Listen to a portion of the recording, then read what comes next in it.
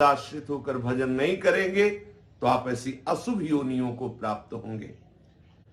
तो जो भूत प्रेत आदि का शरीर होता है वो वायु प्रधान होता है। ये मनुष्य शरीर में किसी भी द्वार से प्रवेश कर सकते हैं, आंख से, कान से, त्वचा से, किसी भी द्वार से प्रवेश कर जाते हैं और ये प्रवेश करके मनुष्य को बहुत क्लेश देते हैं। जब किसी के ये शरीर में प्रवेश होते हैं तो इनका वास होता अहम की वृत्ति में। मैं इसमें तो जीवात्मा वास करता, तदात्म भाव जीवात्मा करता है उस अहंकार में, मैं में। लेकिन उस अहम की वृत्ति में ये प्रेत जाकर के अपना वास बना लेता है और वहीं से वो समस्त इंद्रिय आदि पर शासन करता है। वो जैसा चाहता है वैसा व्यवहार उससे कराता है, इंद्रियों को अपने अनुसार चलाता है। फिर वो प्रेत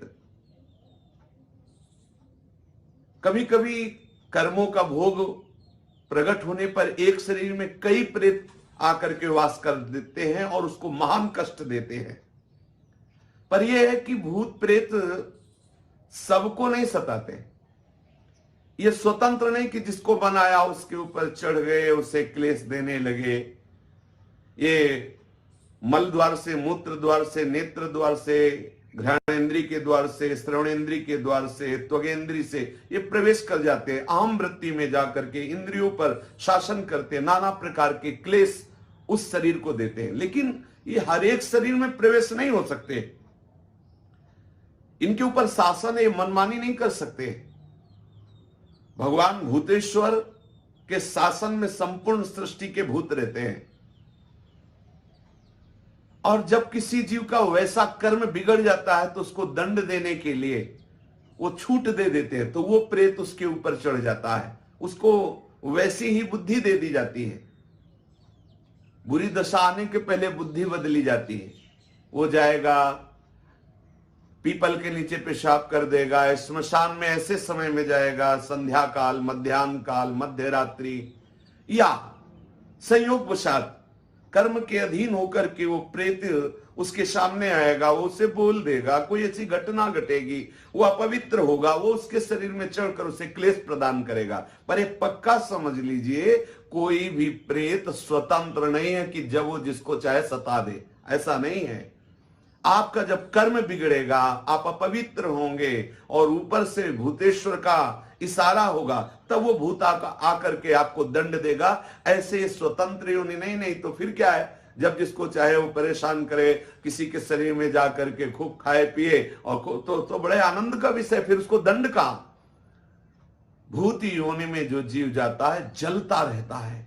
यद्यपि इतने समुद्र नदी आदि हैं, वो जल नहीं पी सकता, कितने वृक्षों में फल है, फल नहीं खा सकता, कितना भोजन दुकानों में है, वो एक चख नहीं सकता, खा नहीं सकता, वो भूखा प्यासा चिल्लाता रहता है। जब कोई ऐसा पापात्मा, मलिन, अपवित्र शरीरधारी और ईश्वर का इशारा होता है, उसके कर्म बिगड़े हुए जो सामने शरीरधारी आया, तो इशारे पर फिर उसके शरीर में पहुंचता है, फिर उसको जो जल आदि मिलता है उससे वो तृप्त होता है। मनुष्य का कोई बुरा कर्म का जो भोग आता है तभी इनका संयोग होता है। भूत प्रेत उसमें तभी प्रविष्ट हो सकते हैं। ऐसा नहीं है कि वो मनमानी किसी को भी वो सतावे, किसी को भी वो दंड दे। कर्मों का भोग जब तक बना रहता है तब तक उनके शरीर में रहते हैं। जहां कर्म भोग समाप्त हुआ, कोई ना कोई निमित्त बनेगा, उसको भागना पड़ेगा। ऐसा नहीं कि किसी शरीर में वो बहुत काल तक बराबर रह सके। यदि रह रहा है तो कोई ना कोई कर्म भोग उसका है जो उसको निपटा रहा है। भूत प्रेत कभी कभी संत महात्माओं के सामने भी देखे गए हैं। ये भूत प्रेतों का कर्म समाप्त होने का समय आता है, उनकी योनि समाप्त होने का समय आता है, तब वो संतों के समीप जाते हैं। जो भजनानंदी, भगवत प्राप्त महात्मा या भगवत प्राप्ति की प्रबल लालसा वाले संत जन है, इनके दर्शन से, इनके संभाषण से, उनके सानिध्य में आने से उसके सारे कर्म जो प्रेत योनि बनाने के हेतु हुए थे वो सब नष्ट हो जाते हैं और वो मुक्त हो जाता है प्रेत योनि से। इसीलिए संतों के सामने जाते हैं। ऐसी अशुभ योनियां तुम्हें कभी सताए ना, इसके लिए बहुत सुंदर उपाय है। शास्त्र वेत्ता महापुरुष कहते हैं कि पहली बात तो जैसे वृक्षों में है कोई कील गड़ी हो, तो यदि आप भगवत शरणागत हैं, गले में कंठी है, तिलक लगाए हुए, नाम जप कर रहे हैं, तो अगर उस वृक्ष से कील उखाड़ेंगे तो वो आपके ऊपर कोई आक्रमण प्रेत योनि नहीं करेगी। हो सकता है वो कील किसी ने प्रेत को वहां अभिमंत्रित करके कील दिया हो और आपने इसे खिलवाड़ में कील निकाल दिया, संयोग आपका कर्म संयोग बना, तो वो फिर आपके ऊपर। या कोई बोतल जैसे है वो जमीन में गड़ी हुई है, उसमें प्रेत आत्मा को कील दिया गया किसी तांत्रिक ने, वो आपके द्वारा निकाली गई या फोड़ी गई तो आपके ऊपर हावी हो जाएगा।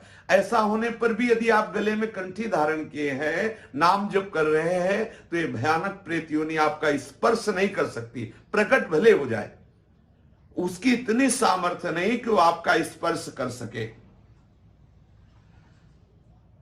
प्रेत योनि तभी आक्रमण करती जब आप अपवित्र होंगे, मुंह जूठा होगा, आप अपवित्र होंगे, आप भगवत विस्मरण किए होंगे, गले में कंठी नहीं होगी, आप भगवत आश्रित नहीं, तभी ऐसा होता है। एक प्रातःकालीन बेला पर घूमने गए थे तो एक भयानक प्रेत प्रकट हुआ, तो घबरा गए, गिर गए। प्रेत ने उनका स्पर्श नहीं किया, थोड़ी देर खड़ा रहा, वो उनसे कुछ बोले नहीं और चल पड़े। प्रेत ने रोका भी नहीं, क्योंकि उनके गले में वो आकर के फिर संतों से मिले, बातचीत की कैसा, तो वो कोई भय प्रदान नहीं किया, अपने आप भय करके गिर गए, उसने स्पर्श भी नहीं किया, उसकी हिम्मत भी नहीं थी बोल दे। उन संतों ने बताया कि गले में तुम कंठी पहने थे, कुछ नियम भजन का करते थे, इसलिए किसी की ताकत नहीं कि तुम्हें छू सके। भगवान नाम में, भजन में बड़ी सामर्थ्य है।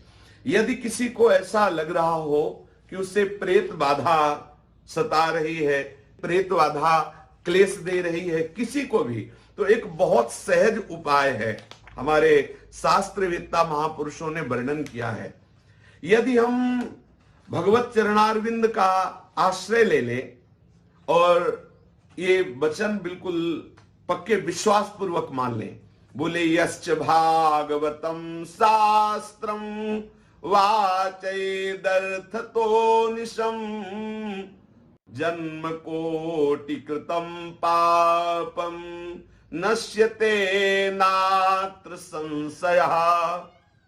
यदि श्रीमद् भागवत महापुराण का उसको श्रवण कराया जाए, अगर आप संस्कृत का ज्ञान रखते हैं तो अच्छा, नहीं तो किसी विद्वान के द्वारा पक्का समझ लो, वो निश्चित प्रेत का भी उद्धार हो जाएगा और जिसके शरीर पे प्रेत आया होगा वो प्रेत बाधा से मुक्त हो जाएगा।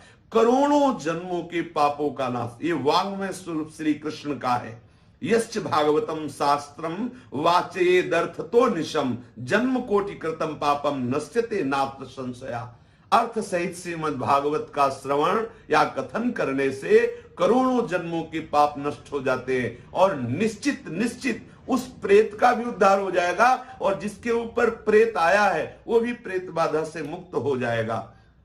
देखो, धुंधकारी महान भयानक प्रेत, जब गोकर्ण जी ने श्रीमद् भागवत कथा श्रवण कराई तो 7 दिनों में सूखे बांस की गांठ में वो बैठा हुआ था, वो गांठें फट गई और वो भगवत पार्षद होकर, कोई साधना नहीं हुई उससे, केवल श्रीमद् भागवत का श्रवण किया तो वो भगवत स्वरूप होकर दिव्य विमान पर बैठकर भगवत धाम को गया। महाभयानक प्रेत, बुरा आचरण करने वाला धुंधकारी।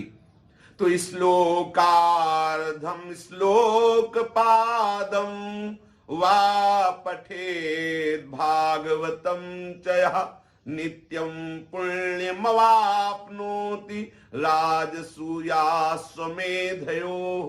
जो पुरुष एक श्लोक याद कर ले भागवत का, मानो संस्कृत का ज्ञान नहीं है, तो एक श्लोक, कृष्णाय वासुदेवाय हरये परमात्मने प्रणत क्लेशनाशाय गोविंदाय नमो नमः।